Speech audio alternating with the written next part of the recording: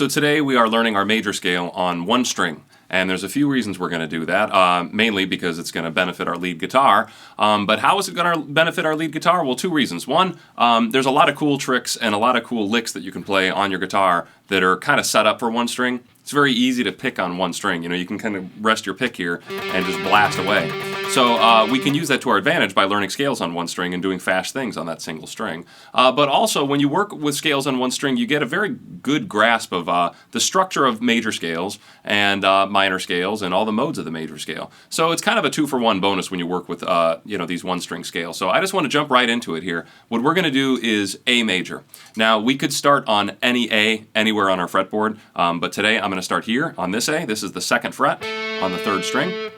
And what I'm going to do here, I just want you to follow along. I'm going to play the A, and then I'm going to slide up a whole step. Okay, a whole step is 2 frets. From there, I'm going to slide up another whole step. I'm going to slide up a half step, a whole step, another whole step, and finally a half step. And that gets me through my entire A major scale. It's very important that eventually you memorize that sequence. Whole step, half step, whole step, half step. That is going to be applicable for any major scale you want to do. So today we're doing it in A, but if you decided to start in D, we would do the same thing. Start on a note, travel a whole step, half step, whole step, and then a half step. And you now know every single major scale on one string. You can already hear it sounds nice. When you just slide up a scale like that, it's a very legato feeling, very smooth and flowing as opposed to picking through everything. But instead of just sliding up the notes, I want to show you the specific lick and trick that I use, which is just this. I play a note, that's a downstroke with my pick, then I slide the note, and then I do a down and an up on that new note. Okay? So it's a down, slide, down, up. Then I do the same thing again. Down, slide, down, up. Down, slide, down, up. Down, slide, down, up. Down, slide, down. The same thing in reverse. Down, slide, down, up, slide, down, up, down, up, down, up, down. And this is the kind of thing you're going to hear a lot. I mean, the solos that I hear off the top of my head, I Love Rock and Roll by Joan Jett. You hear this little lick right there. You also hear it in, I believe, Blind Melon. No Rain. Yeah, that's it. So basically, I mean, you're going to hear this in common solos, and it's very easy to apply. So check this out. I'm jamming in a track in A major, and literally all I'm going to do is go up and down using 16th notes. 1 E and a 2 E and a 3 E and a 4 E and a, just like I described, by playing a note, sliding it, and then doing a downstroke and an upstroke. And I'll be counting these as 16th notes and trying to phrase them as 16th notes. And it's going to sound great. Just up the scale and down the scale. 1, 2, 3, 4.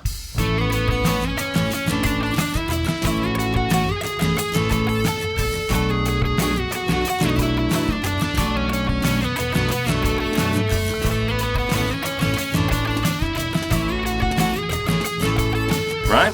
Very nice. Now, what I could do is I could do a little variation here. Instead of just going straight up and straight down, which is fairly boring, what I could do is start on the 14th fret and then jump down to the 9th fret. And then from there, I'm just going to do this pattern where I go up one note of the scale, and then I skip down a note of the scale. And I go up one note of the scale, and I skip down, go up one, skip down, go up one, skip down. Keep just doing that back and forth. That's a little more interesting. Here's what it sounds like on its own.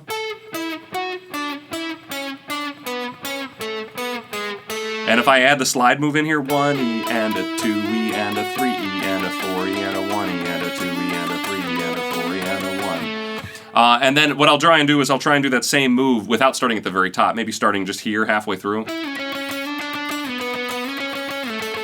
And then maybe on the way up too. So once again, I mean, the thing I like about these things is I'm still only doing one lick. I'm still just doing down, slide, down, up, down, slide, down, up. But there's so many ways I can translate that. I can skip around notes. I could do this on different strings, different scales, different keys. But really quick, let's just hear what it sounds like over the same jam track and when I start skipping things around. 2, 3.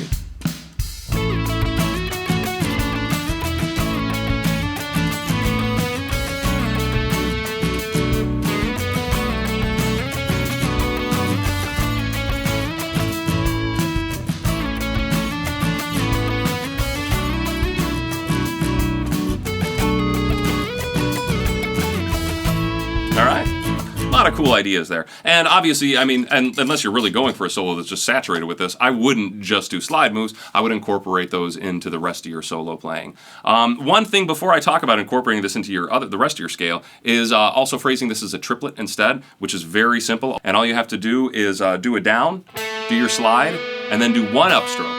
And then you're ready for your next down with a slide and an upstroke. And then a down, slide, up, down, slide, up, down, slide, up, down, slide, up, down, slide, up. And that gives you a 3-note phrase. 1, 2, 3, 1, 2, 3, 1, 2, 3. And you can treat those as triplets. 1 triplet, 2 triplet, 3 triplet, 4 triplet, 1 triplet, 2 triplet, 3 triplet, 4.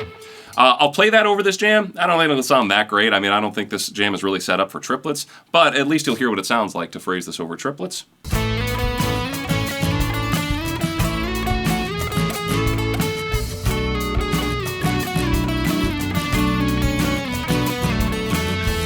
All right, so, I mean, I just want you to be able to practice that. It's fun all its own. Anytime you're in a shuffle feel or a triplet feel, you're definitely going to want to have that trick up your sleeve. You don't want to try and cram 16th notes over a triplet feel. I mean, you can, but it's going to get a little hairy if you do that. So the last step here is applying this to the rest of your scales. So what you have to do is have some sort of home shape that you're hanging out on, unless you're a master of your fretboard and you know every single note, which in that case, I'm wondering why you're watching this lesson. But really what I would do is find one shape that you're comfortable with. I don't care what it is. I'm going to use this A major shape. There's a billion ways I could play A major, but this is the one I'm going to use, all right?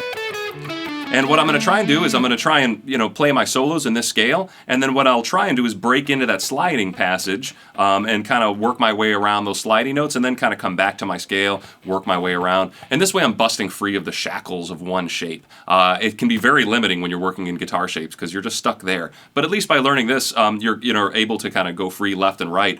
Remember that this entire pattern we talked about repeats up in the next octave. So once you found it here on A, once we work all the way up here, you can just do everything again, whole step, half step, whole step, until you run out of frets, okay? So what I'll try and do now is use my shape, try and do some slides, and hear how that sounds together. 1, 2, 3.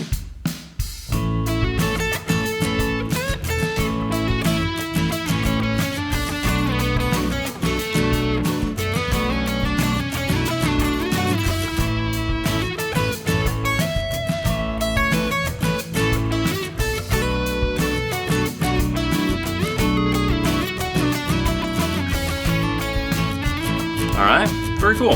So it sounds good, and what I want you to really remember is how versatile what we're talking about is. This is the major scale, and almost everything you're going to be doing, most of it's going to be revolving around the major scale or a derivation of the major scale, something like Lydian or Mixolydian or Locrian. So by learning this pattern of half steps and whole steps and training your fingers to go through those, you're going to be doing yourself a lot of favors.